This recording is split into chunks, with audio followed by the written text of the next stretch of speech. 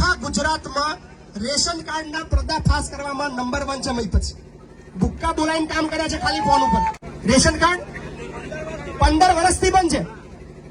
આ નેતાઓને સાલા શરમ આવી જોઈએ. પોતાની જાતના જે નેતા કહેતા હોય ખંભાતના, આ બેનનું રેશન કાર્ડ 15 વર્ષથી બંધ છે. અને આપણે શું વિચારીએ છીએ કે ભાઈ આપણે કોકના પૈસા લીધા કે આપણા ઘરે કોઈ પૈસા આલવા આવ્યું એટલે આપણે એને વોટ આલવો જોઈએ.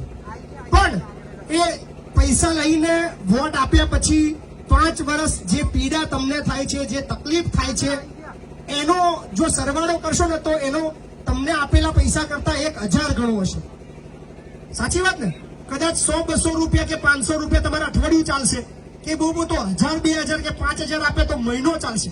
પણ મહિના પછી એ નેતા તમને છાતી ઠોકીને બોલું છું કે કોઈ દા મળવા નહીં આવે. અને તમે જે દિવસે એની પાસે કામ લઈને જશો એને ખબર છે કે આ એ વિસ્તારમાંથી આવે છે જ્યાં મેં ધરાઈને પૈસા વેચ્યા છે અને પૈસાથી મને વોટ આપ્યા છે. એટલે એ એવું વિચારશે કે પૈસા મળે તો કામ કરવાનું, બાકી કામ નહીં કરવાનું. તમારા વોટની કિંમત 200-500 રૂપિયા કે 1000 રૂપિયા કે દારૂ ચવાણું નથી. અને સૌથી મોટી ખાસ વાત બીજી, જેટલા બી લોકો બિચારા બેકાર છે, તકલીફમાં છે, પોલીસ હેરાન કરે છે, બીજી રીતે ડરાવે છે, ધમકાવે છે, ચિંતા ના કરતા મહિપતસિંહ સાથે જોડાયા પછી કોઈની તાકાત નહીં હોય કે તમારી સામે આંખો ઊંચી કરીને વાત કરશે. લખી નાખજો. આ નહીં બોલે તો રેકોર્ડ કરી લેજો મારો, બરાબર? જગ જાહેર છે કે જે મારી સાથે જોડાય છે એને જ્યાં તકલીફ પડે છે, ગમે તેવી સામે મોટી તોફ હોય, કોઈના બાપાથી આપણે બીતા નહીં. એટલે તમે જરાક પણ ટેન્શન ના લેતા. જ્યાં જરૂર પડે અડધી રાતે મને યાદ કરજો, તમારી સાથે ઉભો રહીશ, એની ખાતરી આલું છું. હા, પૈસા દારૂ ચવાનું કદાચ મારી પાસે અત્યારે આપવા માટે નથી. પૈસા છે પણ એ પૈસા એટલા માટે બચાવીને રાખું છું કે તમારા બાળકો માટે સારું સ્કૂલ ને સારું સંકુલ ખંભાતની અંદર બનાવું. એટલે પૈસા નહીં વાપરવાનું. કદાચ દારૂ ચવાનું અને પૈસા વેચીને 2-5 કરોડ રૂપિયા વાપરીને કદાચ હું જીતીશ, પણ એ 5 કરોડનું સંકુલ બનાવીશ ને તો તમારા બાળકો સારું શિક્ષણ લેશે, સારું ભણશે, અને તમારે જે લાચારી વાળી જિંદગી જીવી છે એ જીવવી નહીં પડે.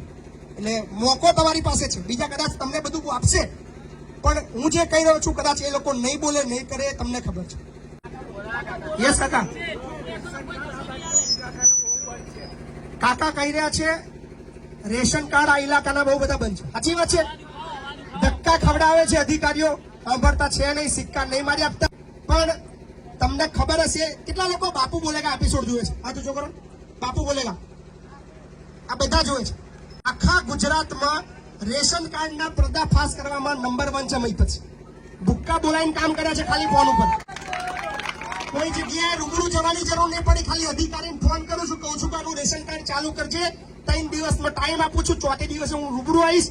પછી મજા નહીં આવે. 3જે દિવસની પહેલે દિવસે ચાલુ થઈ જાય છે.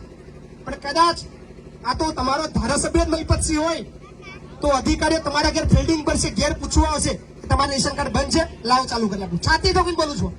આ કદાચ બીજા કોઈ નેતા નહીં કરવા આવે. એટલે મેઇન વસ્તુ છે કે સક્ષમ નેતૃત્વ પસંદ કરશો તો જ આ બધું થવાનું છે. યસ બેન, આવો. ગભરાશો નહીં, બોલવાનું રાખવાનું. અને જેટલા બી નેતા આવે એને કોલર પકડીને કોમ કરાવવાનું રાખો. ગભરાશો નહીં. તમે ડરો છો એનો ફાયદો ઉઠાવે છે લોકો. જી આવો બેન, આવો. તમારો પ્રશ્ન ખાલી કહો.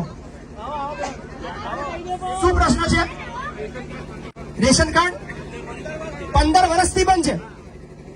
આ નેતાઓને સાલા શરમ આવી જોઈએ. પોતાની જાતના જે નેતા કહેતા હોય ખંભાતના, આ બેનનું રેશન કાર્ડ 15 વર્ષથી બંધ છે. 15 વર્ષમાં લગભગ 15 વાર તો તમે ગયા છો બેન. 15 વાર ને 1000 વાર ગયા છે, પણ સાંભળ્યું નહીં બેન. ચિંતા ના કરતા, બરાબર? પર્સનલી તમારો નંબર હું લઈ લઉં છું. ચૂંટણી પછી રેશન કાર્ડ તમારું ચાલુ કરાવવાની જવાબદારી મહિપતસિંહ. ટેન્શન ના લેતા. અને તમારાને અટકેલા જેટલા બી લોકો છે, આ જ ધંધો રહેશે મારો.